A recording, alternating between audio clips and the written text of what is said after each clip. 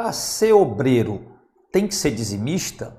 É o que muitas igrejas estão exigindo como critério para ser obreiro. Mas será que isso é verdade? Queridos, quando nós olhamos para as duas principais cartas de Paulo, chamada de cartas pastorais, que é 1ª e 2ª Timóteo e também a carta de Tito, nós encontramos aqui Paulo, ele dando aqui as características de um obreiro, ou os critérios que Tito, Timóteo deveriam usar para escolher os obreiros da igreja. E rapidinho aqui, só um versículo, que eu quero que esse vídeo fique bem breve, para tirar essa dúvida, tá? Se para ser obreiro tem que ser dizimista ou não.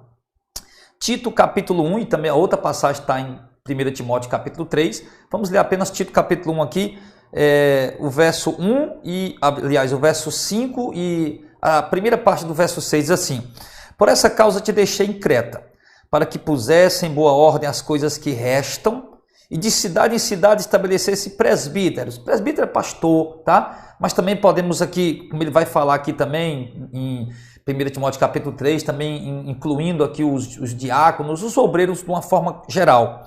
E ele diz aqui, aquele que for, aí ele começa, no verso de número 6 de Tito capítulo 1, ele começa a dar os critérios que Tito tem que usar quando ele for estabelecer um presbítero, um diácono, um bispo, um obreiro da casa do Senhor.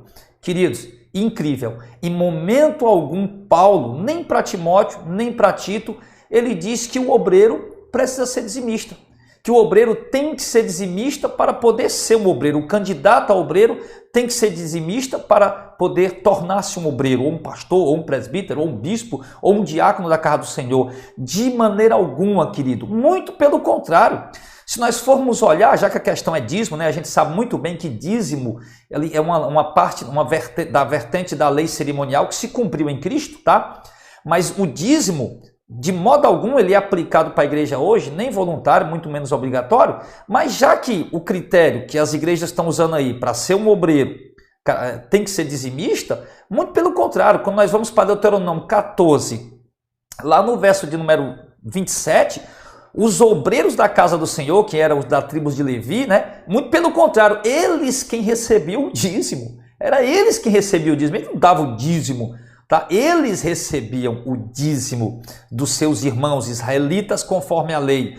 Então, se fosse para colocar uma exigência na questão de dízimo para os obreiros de hoje, então a exigência tinha que ser o quê? Que os obreiros, ao invés de serem obrigatoriamente dizimistas, pelo contrário, os obreiros obrigatoriamente deveriam receber o dízimo de toda a igreja no momento em que eles se tornassem obreiro. Isso sim, se querem usar esses critérios da lei, que não se aplica para nós, mas se querem, então o correto seria isso, tá? Agora, obviamente nós não vamos usar esses critérios da lei para instituir os obreiros da casa do Senhor nos dias atuais. Portanto, tá? Como eu disse que eu quero que o vídeo fique breve, você for analisar 1 Timóteo capítulo 3 e Tito capítulo 1, você vai ver que em momento algum, uma das características que é exigida para se consagrar, ou dos critérios que são exigidos para se consagrar um obreiro, em momento algum ele fala de dízimo. Mas ele fala de quê? De um obreiro que seja fiel na sua casa, na criação dos filhos. Ele fala de um obreiro que tenha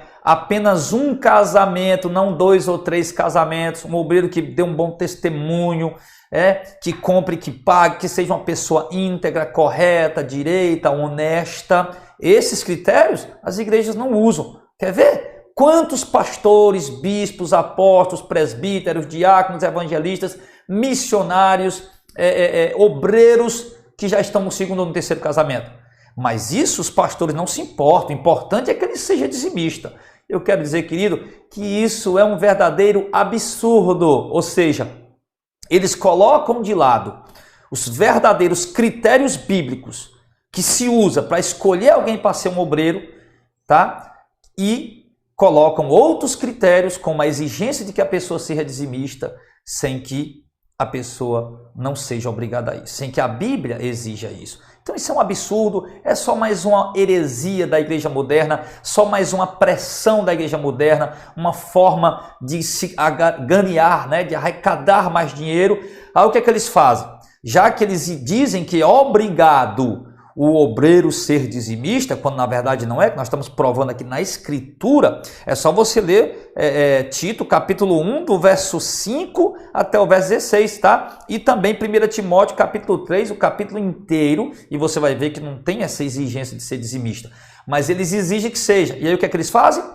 Só consagram, na maioria das vezes, obreiros que têm dinheiro, gente que tem dinheiro, gente que é empresário. Pode olhar, em muitas igrejas aí, igrejas grandes, os obreiros lá, os diáconos, os pastores, os bispos, os presbíteros lá, são pessoas que são empresários, pessoas bem-sucedidas financeiramente. Por quê? Exatamente por isso, porque eles obrigam que a pessoa seja dizimista sem que a Bíblia obrigue isso, e aí para poder ficar certo ali, aquele dízimo sendo dado todo mês. Então, meu irmão, você que tem um dom para ser um obreiro, você que é homem de Deus, mulher de Deus, tem um chamado para ser um obreiro, seja um evangelista, um missionário, diácono, pastor, bispo, enfim, obreiro, obreira da casa do Senhor. Meu irmão, em nome de Jesus, você não tem obrigação de ser dizimista de maneira alguma. Isso não é critério bíblico. Se algum pastor exigir isso de você, mostre para ele 1 Timóteo capítulo 3, tá? E Tito capítulo 1, e peça para ele mostrar para você se existe essa exigência, esse critério na Escritura,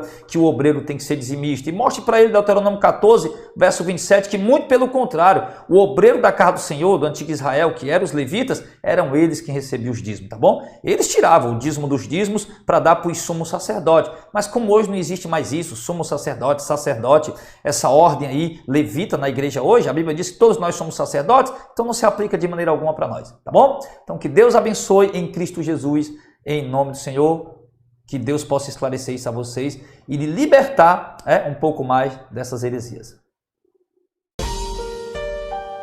Ajude nosso canal, deixe seu like, se inscreva e ative o sininho.